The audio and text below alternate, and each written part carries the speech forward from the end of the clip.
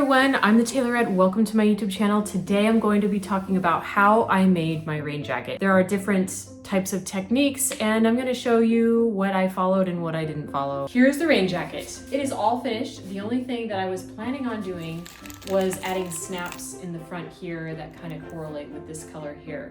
But I, for the life of me, cannot get the right pliers to come in time to make this video, and it's just time to post this video. And honestly, I think it looks great without snaps as well. First, let me start with, I did not completely draft this on my own. I did use a pattern.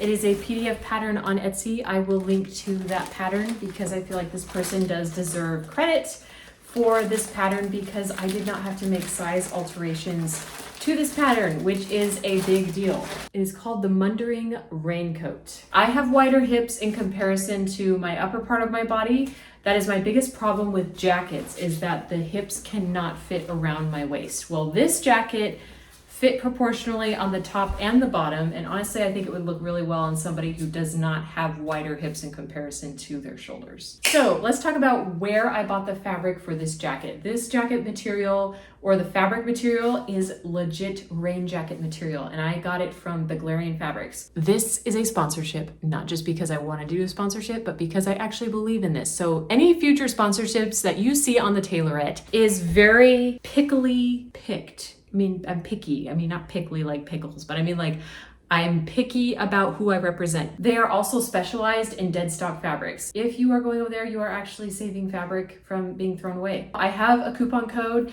and their website down below, so please at least stop over and check them out. So with starting off with making this rain jacket, I basically just cut out all of the pieces. Okay, future me again, editing this video and noticing I left out a very important detail is the white part, or the beige white part of the fabric. I did 2 layers as one outer piece, plus I had the lining on the inside. The reason being is it was too sheer, so I just used 2 pieces of that white fabric because it was lightweight enough, treated it as one. Then I added my lining to the inside. And I did alter this pattern a little bit. I used this open vent back here is part of the pattern. This hood is part of the pattern.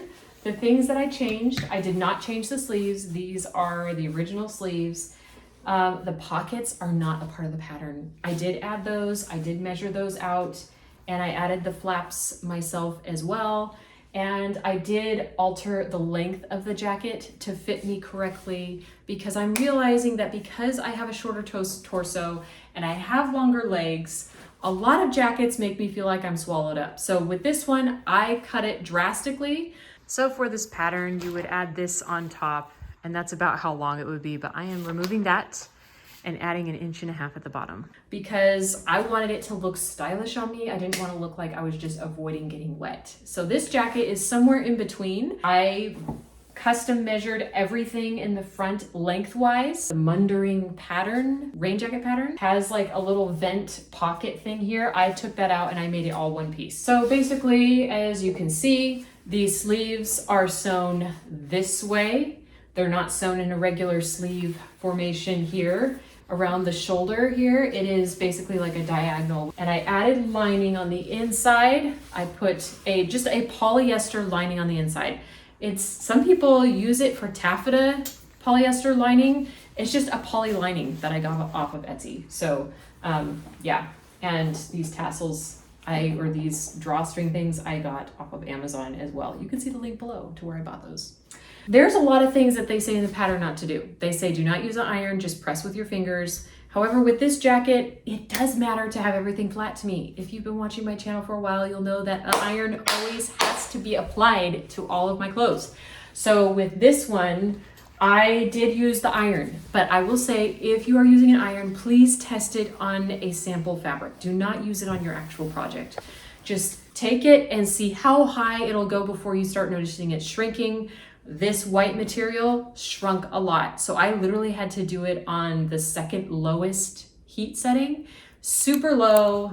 Honestly, it can't even burn my finger on it, but a little bit of heat went a long way in making everything like flat. Like this hem down here, if I did not use an iron on this hem, it would have been kind of puckery and puffy. And so also with this as well, down the center here, I pressed everything. Also, I did do an interfacing. This interfacing that I got, it was like a poly interfacing.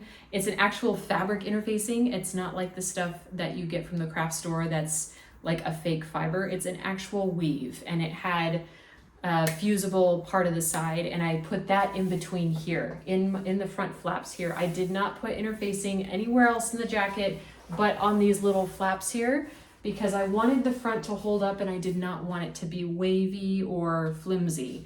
Because sometimes when you add structure to the main parts of your garment, that can make the whole garment stand up correctly. It's just like boning. You're adding in certain parts of the area where you want to add overall structure. However, the whole garment is not made of plastic like boning.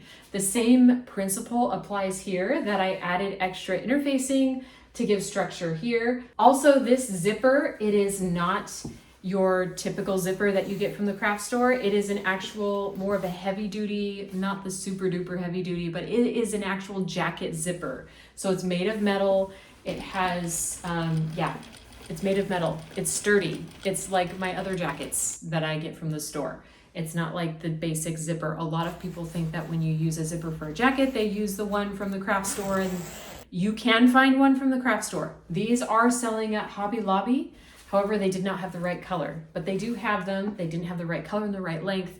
So I just went to Amazon and bought a whole lot of them in the length. This is a 20-inch zipper. Also, talking about waterproofing. So I did not add the waterproofing tape, or the tape that I forget what it's called, but I have a link below to what I use. It's like a fusible tape or something. It's like glue. It's apparently what they use when you get a jacket that is fully waterproofed. The problem with that is I started to notice, now comment below, because this is the first time I've ever tried using it, but I tried to use it, it worked great. However, I needed significant amount of heat to get it to stick correctly.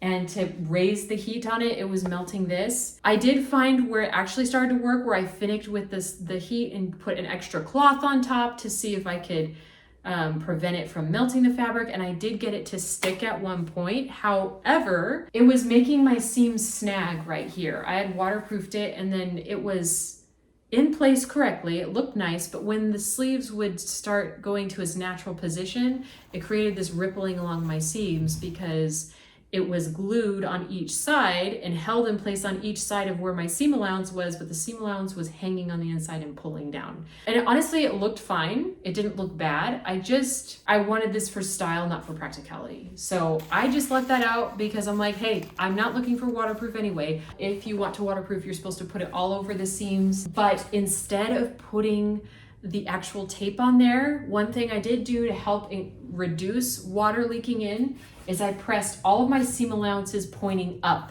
on my jacket, so that when the rain comes down, it goes over the seam. Whereas if I had the seam allowance going down, the rain would come down and get stuck in the seams. So that does help prevent it soaking on your shoulders. Also, I did add grommets up here in the hood here.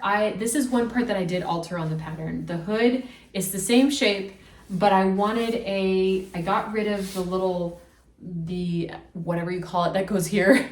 There was a piece that goes all the way across, and so it would be like this, which a lot of rain jackets do have that. That is a very typical thing. However, because I was going for style, I didn't want that in the front. I wanted it just like a regular stylish hood that goes up without an attaching piece here.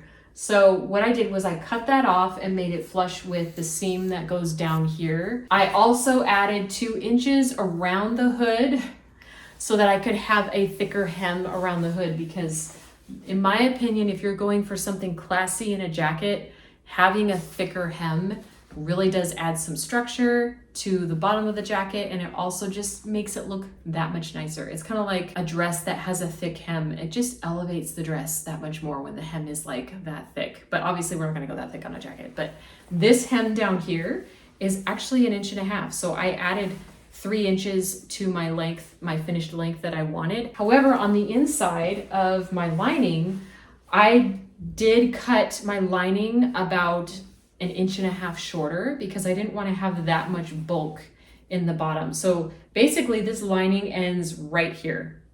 And so basically I folded my hem up on top and stitched it onto my lining so that there was less bulk. So the lining wasn't folded in twice with the bottom. I also embroidered my own little tag on the back of the lining because I've made so many garments, but I have never made tags for my garments. So from now on, I am going to add a tailorette label on there just so that if it ends up in the hands of somebody else, it shows who made the jacket. One thing to note, top stitching is a big deal. This is one thing I've talked about in some of my other videos too, is top stitching matters. I did top stitching all along this line. I did top stitching all along my pockets here. I did the top stitching on the front flaps, going all the way around the flap, on the side of the flap. That's what gives your jacket a finished touch, is to do the top stitching all around. Just look at jackets online and see, where do they top stitch and where does the seam go? The sleeves were also hemmed at 1 inch, folded twice. The one tip I will say, there's lining in my sleeves. I did make my sleeve linings a little bit longer, and I pulled the lining up before I hemmed it back so that when the sleeve would go down, it wouldn't snag the outer fabric. If the lining is shorter than your outer fabric by like 1/4 inch and you put your arm down, it's gonna ripple your sleeve to go up. But yeah, there's some things about this jacket that I'm not going to explain to you here because it is in that pattern, but it does explain the flaps and how to sew the flaps together. I think it does show you how to do lining in there as well and without lining. So I'll just leave that up to the pattern instead of boring you with that here, because that's what patterns are for. If you enjoyed watching this video, please hit that subscribe button. Like this video. I am on a mission to make things for my wardrobe that people have never thought that they could actually make in their sewing room. So if you want to watch that, subscribe so I can see you next time, and I will see you next time.